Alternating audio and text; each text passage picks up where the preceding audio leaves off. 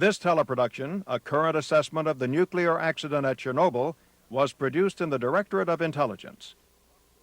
An official announcement from Unless viewers of Moscow television were watching the 9 p.m. news closely on Monday, April 28, they would have missed the brief and buried report of the biggest nuclear accident in history, an accident that had occurred at least 2 days earlier at Chernobyl in the Ukraine.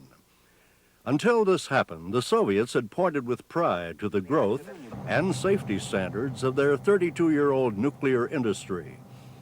Having begun operations in 1977, the Chernobyl nuclear complex is one of the largest plants in the Soviet Union and Europe, with 4 1,000-megawatt reactors operational and a 5th under construction. Chernobyl's importance is underscored by the fact that the Ukraine generates about 1/5 of all the power in the Soviet Union. The nearby city of Pripyat has owed its existence to construction of the big nuclear facility.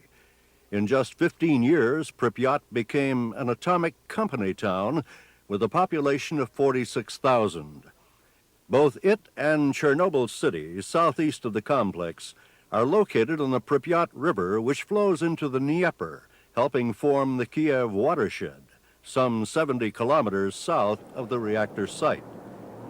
The reservoir supplies the bulk of the drinking water for the 2.5 million residents of Kiev, the ancient capital of the Ukraine, which lies about 130 kilometers southeast of the site.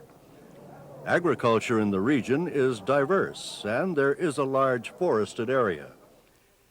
Prior to the accident, the Soviets were claiming that the design of the Chernobyl reactors incorporated elements that would ensure radiation safety both during normal operations and under abnormal conditions. Despite Moscow's safety claims, it was in one of the newer second-generation reactors, number 4, that the explosion occurred. Our best estimate is that the accident followed a loss of power and a failure of the emergency diesel generators to start. Without power, the cooling systems could not work, and the fuel began to overheat. The excessive temperature caused a reaction between steam, fuel, and graphite, producing hydrogen. The hydrogen built up until there was an explosion which destroyed the reactor hull roof. It's still not certain how much time elapsed between the explosion and the radioactive release. The explosion set fire to the exposed graphite in the reactor core, further spreading radioactive materials. As of May 12, there still was no evidence of damage to the adjacent number 3 reactor. If the accident developed according to the scenario just outlined, the Soviets probably would have had several hours to begin evacuating plant personnel. They reported, however, that evacuation of the town of Pripyat did not get underway until 36 hours after the start of the accident. Normally, about 200 workers operate the reactor station. While we have no hard figures on the number of casualties, the Soviet initial claims, 2 persons killed and 197 hospitalized, seem low. They are plausible, assuming there was time to evacuate most personnel before the explosion. Preliminary estimates suggest that the people at the site itself, or as many as 200, could have received lethal doses of radiation. Deaths from such radiation sickness begin to occur several days to weeks after exposure. A U.S. bone marrow transplant expert is in the USSR at the invitation of the Soviets. He has already started surgery, indicating there are victims who received potentially lethal doses. Another 500 to 1,000 people, as far as 5 kilometers away from the site, but exposed to the resulting radioactive plume, could have received substantial doses. Within a radius of 30 kilometers, some of the estimated 25 to 35,000 residents who were exposed may have received enough radiation to show mild symptoms such as nausea. These people will be risks for future cancers. Outside the 30-kilometer range from the site, there could have been higher than normal cases of radiation, but such doses probably will not pose significant health risks. There are some 60 medium and small-sized civilian industrial plants which lie within the 30-kilometer radius of the Chernobyl reactor, and where, in several instances, production has been halted. The authorities appear to have moved fast to cordon off the immediately affected towns of Chernobyl and Pripyat, but evacuation did not occur immediately. Soviet television later reported 1,100 buses used in the evacuation of Pripyat.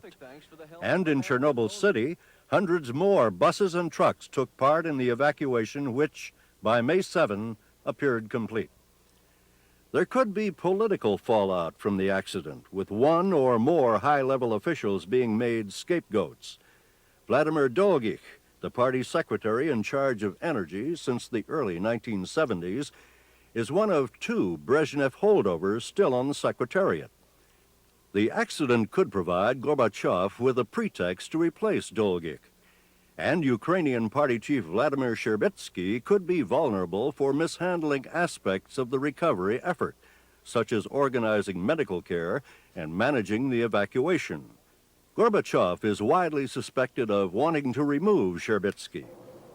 As to the question of what did the Soviets know about the disaster and when did they know it, we believe that things began to go wrong on April 25th.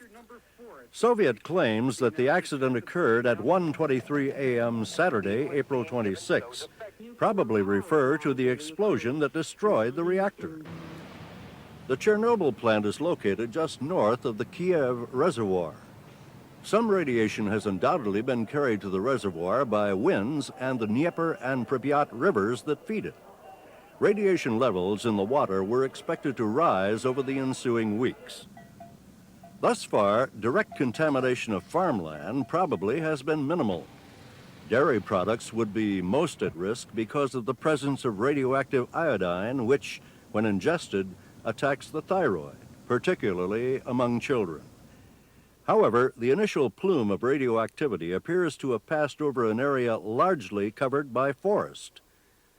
Considerable controversy has followed in the plume's wake, even among some of the Soviets' Eastern Bloc clients, where precautionary steps were taken. By week's end, in addition to the ever-expanding plume, high-altitude winds were carrying particles of reduced radioactivity across the polar regions into the Western Hemisphere and Far East. The Soviet safety goals for nuclear power have been hard to determine, as they have evolved over the past 15 years. The emphasis seems to have been on ensuring reliable cooling of the reactor core under accident conditions. The hydrogen explosion problem, which would be a major challenge to their reactor safety system, does not appear to have been adequately addressed. By almost any indicator, Chernobyl is the worst nuclear accident in history. In the 2 weeks since the accident, the Soviets claimed to have evacuated the population within 30 kilometers, contained the damage at the site, and begun decontamination of the area. Efforts to contain the spread of fire and radiation included using helicopters to drop materials into the core of the reactor. In summary, as of Monday, May 12, there are preliminary calculations suggesting that as many as 200 people, the normal complement operating the Chernobyl nuclear reactor station, could have been exposed to lethal doses of radiation. Another 500 to 1,000 people exposed to the plume as far as 5 kilometers away could have received substantial doses. Contamination of farmland in the area of the accident probably has been minimal, with not more than 15 to 25% of pasture land in the Chernobyl region seriously affected. It will be some time, however, before the full economic impact is clear. Given the near certainty of contaminated food and water supplies in the area, we don't expect the inhabitants to start returning for several weeks at the earliest. As to the future of the Chernobyl facility, the older units, 1 and 2, could be brought online as soon as the site is safe to work in, which depends on control of emissions from the complex and the concentration and pattern of fallout. The Soviet authorities won't be able to start up Unit 3, which shares the reactor building with the demolished Unit 4, until the big reconstruction and cleanup job has been completed. The entire effort could take years.